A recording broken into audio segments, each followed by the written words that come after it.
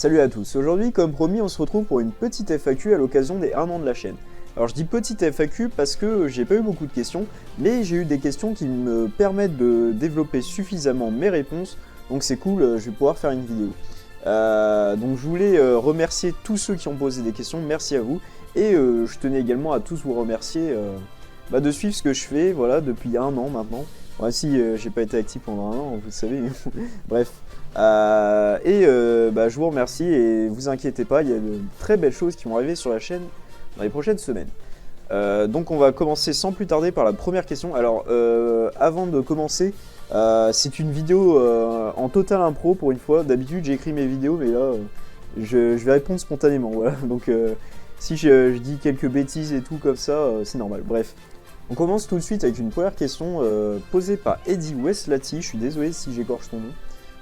Dans quel parc tu as le plus envie d'aller?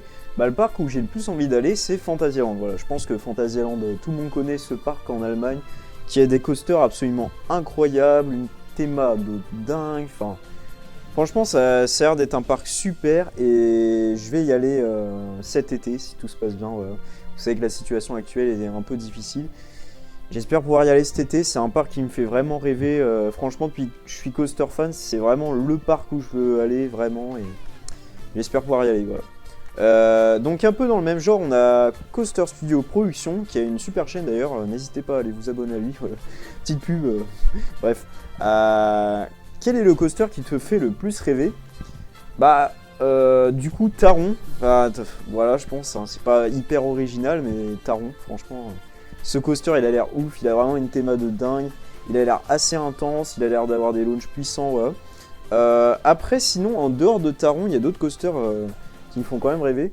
Je dirais que j'aimerais bien tester un RMC, pourquoi pas une thème. Franchement il a l'air cool, c'est un RMC je pense que je peux vraiment aimer.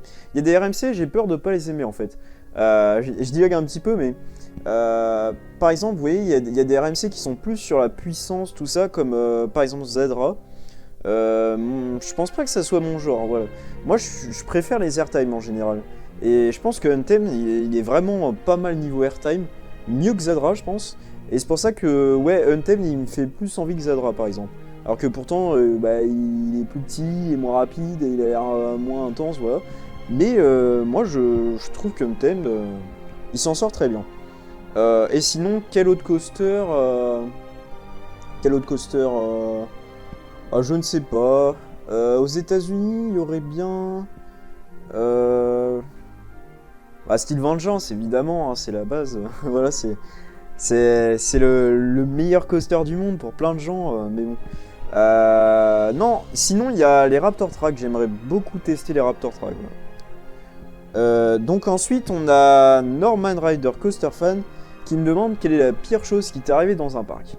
Alors c'est une longue histoire, c'est l'histoire du ride du sel, comme j'aime bien l'appeler. C'est un peu une private joke aussi, la personne se reconnaîtra. Bref, en fait, j'étais au parc Astérix avec des amis, et mes amis sont partis un peu plus tôt du parc, et moi je suis resté dans le parc. En fait, si vous voulez, le parc fermait à 22h, c'était une journée d'été, voilà. Le parc Astérix il prolonge ses horaires d'ouverture en été, et donc le parc ouvrait jusqu'à 22h. Et mes amis sont partis avant, genre vers 20h. Du coup, je restais 2 heures dans le parc en attendant que ma mère vienne me chercher, bref. Et du coup, j'étais tout seul et je me suis dit, ouais, je vais faire des trucs marrants, quoi, je vais m'amuser. Et du coup, je suis allé, je me suis lancé un petit défi, entre guillemets, sur Goodurix. Donc je parlais par message avec une amie et je me disais ouais ça serait drôle si je ridais Goodurix tout seul dans un train, genre vraiment tout seul dans le train quoi. Là vraiment single rider pour le coup.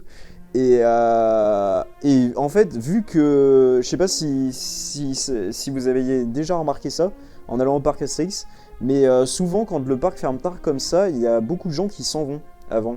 Donc c'était le cas de mes amis. Et du coup ça fait que les attractions, il n'y a pas beaucoup de monde dessus et on peut les chain ride et tout et on peut les rider tranquille. Et là vu qu'il y avait quasiment personne sur Goodurix, je me suis dit ça peut passer, je peux réussir à le rider tout seul.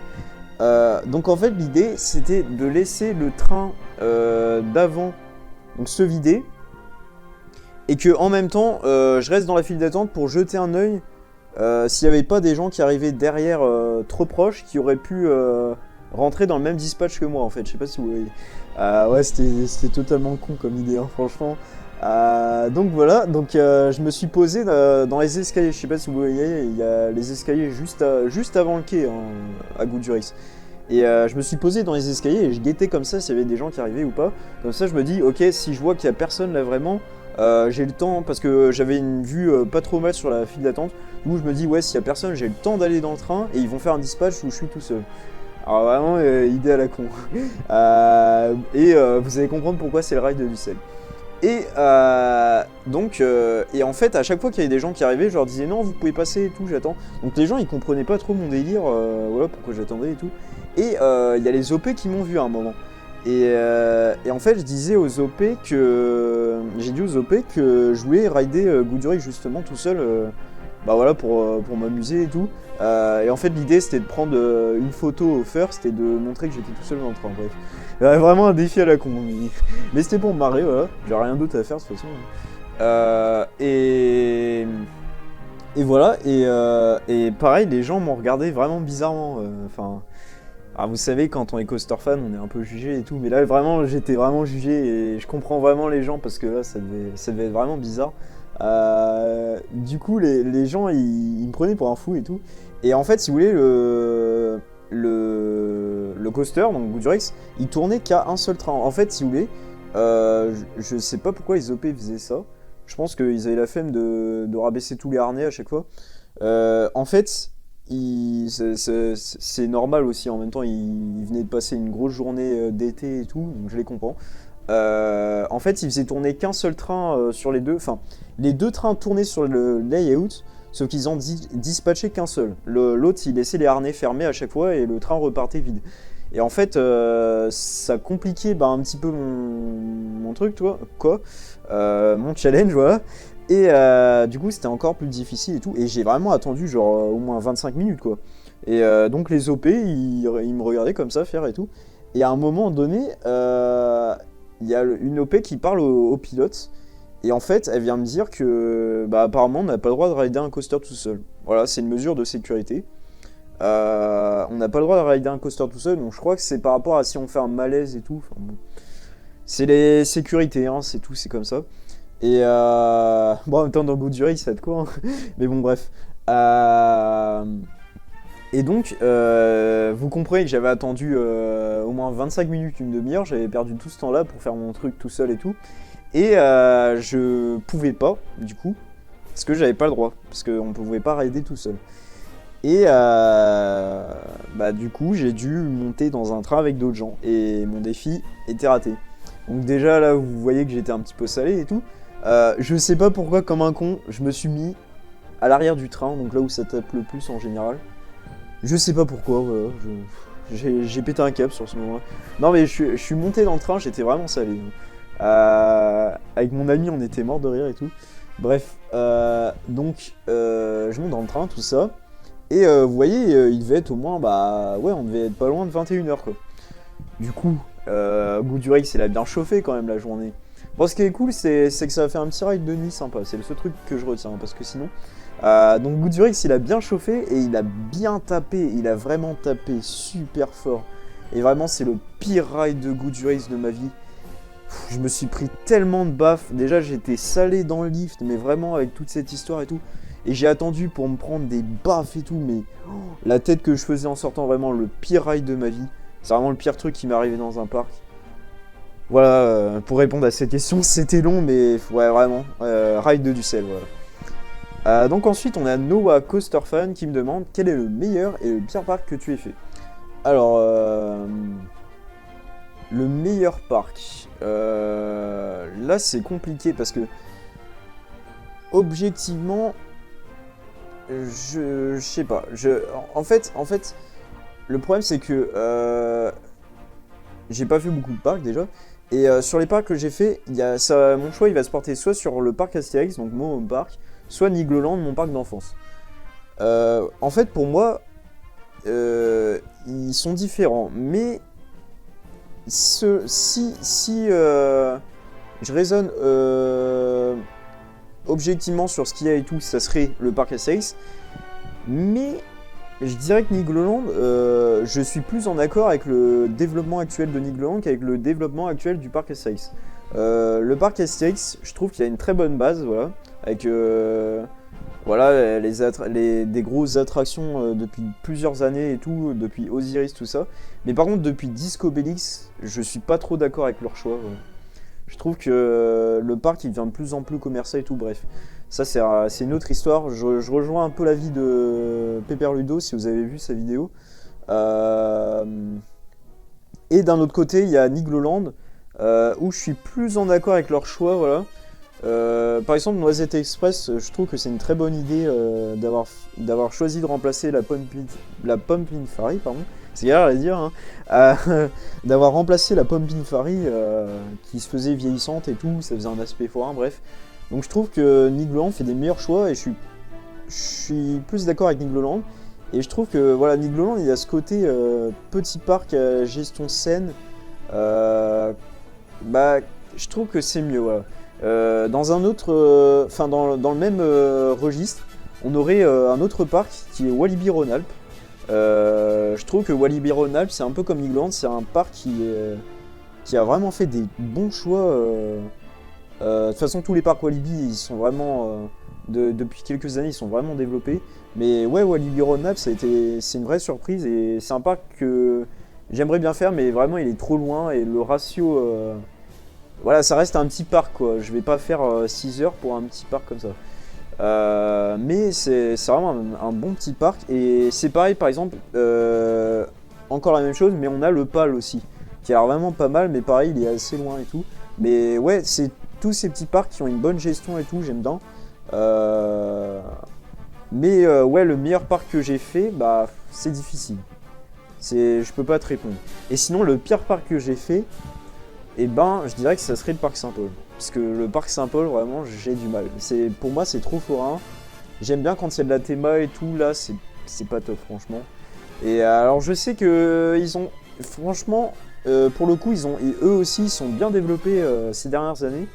Mais pour moi, ça reste encore trop forain, voilà. Même si Wood Express a l'air sympa, mais c'est trop forain et j'aime pas ça, voilà. J'aime pas cet esprit-là.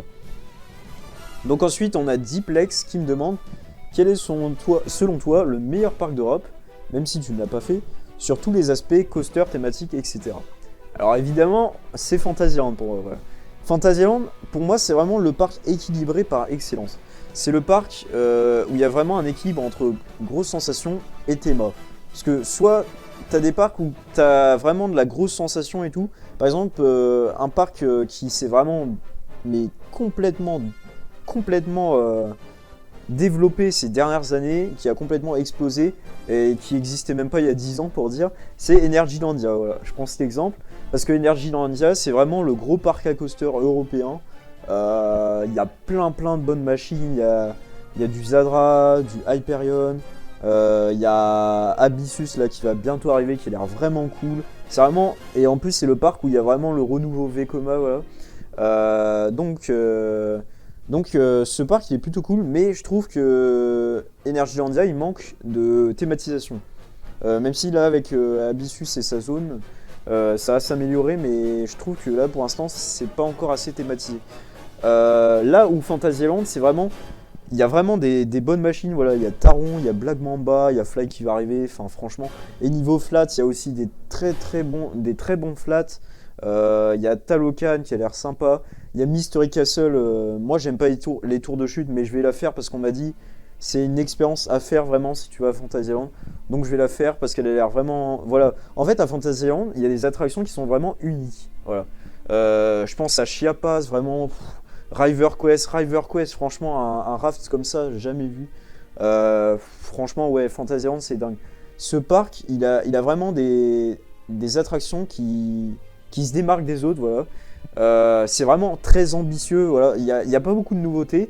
Par exemple, entre Taron et Fly, il y aura eu 4 ans sans presque rien. Voilà. Bon, il y a Crazy Bat, mais c'est une réhabilitation, pardon.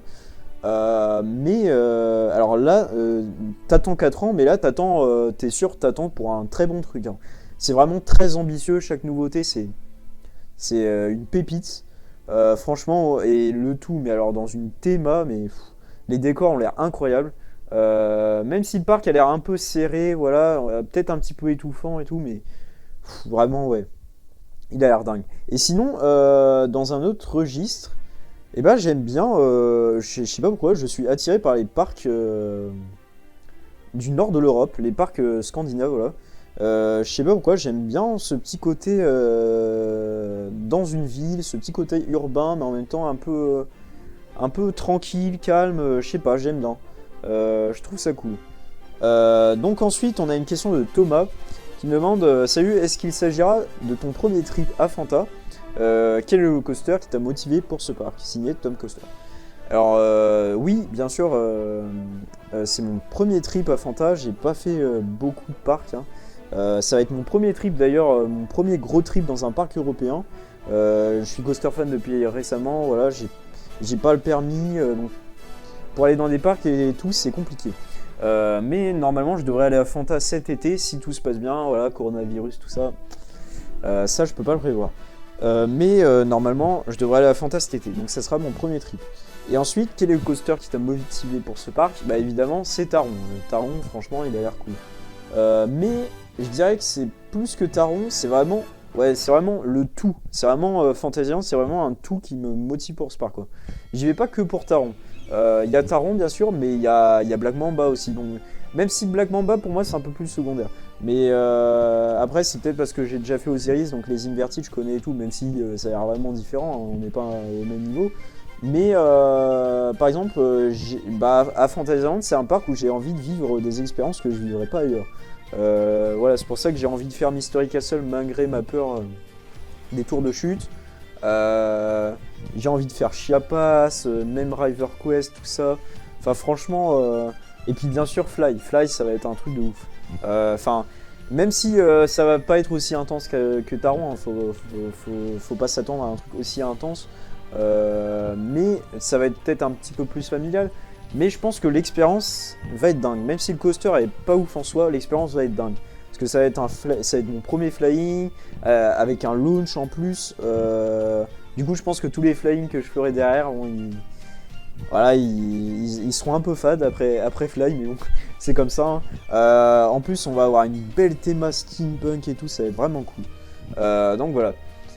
Ensuite, on a Benjamin Grenier, donc mon ami Benjamin, qui est pas fan de coaster, mais qui me suit quand même, et je le remercie de me suivre, même s'il n'est pas forcément fan, et de me soutenir. Voilà.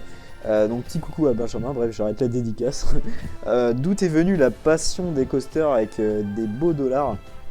Alors la passion des coasters, déjà c'est pas pour l'argent, c'est pour la passion vraiment avec deux S. Alors, la passion des coasters, en fait, depuis que je suis tout petit, je vais dans des parcs, voilà. Legoland, c'est vraiment le parc de mon enfance et j'y suis allé un nombre incalculable de fois. Bon, je pense que je suis plus allé au parc Astérix quand même depuis, hein. Mais ouais, lui, je suis tout petit, je vais dans des parcs. En fait, si vous voulez, les coasters, ça m'a toujours fasciné. Mais en même temps, j'avais vraiment peur, quoi. C'était vraiment le truc qui m'impressionnait. Mais j'avais vraiment peur, quoi. C'était le truc. Enfin, je sais pas comment expliquer cette sensation. Je pense qu'on a tous ressenti ça, voilà. C'est cette fascination, mais en même temps, cette peur, c'est un sentiment bizarre. Et je sais plus pourquoi, je crois que c'est. Ah oui, c'est parce qu'en fait, donc j'avais l'habitude d'aller au parc Astérix sans être coaster fan, parce que j'ai le pass avec le CE de mon père, tout ça, bref. Donc j'allais au parc Astérix, j'y vais toujours, mais j'allais au parc Astérix en n'étant pas coaster fan. Et j'y allais tous les ans. Et je sais plus pourquoi, à un moment, je me suis renseigné sur une nouveauté. Donc cette nouveauté, c'était Pegasus Express. Je suis allé me renseigner sur Pegasus Express sur internet. Et à l'époque, vous savez, il y avait un sondage sur des attractions, tout ça, pour choisir la prochaine attraction du parc Astérix. Et ce sondage-là, il y avait Pegasus Express, il y avait un flying, et il y avait un top spin égyptien qui a l'air vraiment pas mal aussi. J'espère qu'un jour, il sortira. Enfin, on le verra en vrai, bref. Mais ça, c'est un rêve qui se réalisera sûrement jamais, mais bon, bref. Ouais, et donc, du coup, j'ai été tombé sur ce sondage-là, et il y avait Pegasus Express qui m'a intrigué et tout. Et je me suis renseigné parce que j'avais vu que Pegasus Express, il était inspiré de Fire Chaser Express, voilà. Et du coup, je m'étais renseigné sur Fire Chaser Express pour voir un petit peu à quoi m'attendre sur Pegasus Express dans mon home park. Et c'est là bah, que de fil en aiguille, je suis tombé sur des sites de coaster fan, tout ça. Et bah, j'ai commencé à m'intéresser vraiment aux montagnes russes, qui me fascinaient jusqu'alors, mais je m'étais jamais intéressé aux constructeurs, tout ça. Et là vraiment, je m'y suis intéressé, je me suis plongé dedans, et j'ai découvert tout l'aspect YouTube, toute la communauté voilà, des coaster fans, avec les vidéos d'Inrail, EDB, le Lutétien, tout ça, vous connaissez. Hein. Et voilà, et c'est comme ça que m'est venue la passion des coasters. Et enfin, dernière question également posée par mon ami Benjamin. Aurons-nous la possibilité de voir de nouveaux concepts et des vidéos hors sujet? Alors je sais pas ce que tu entends par vidéo hors sujet. Si c'est des vidéos qui sont pas sur les parcs ou les coasters, non. Il n'y aura pas ça sur la chaîne. Parce que ma chaîne est consacrée au parc et aux coasters. Donc il n'y aura pas de vidéos qui sortiront de ce cadre. Voilà.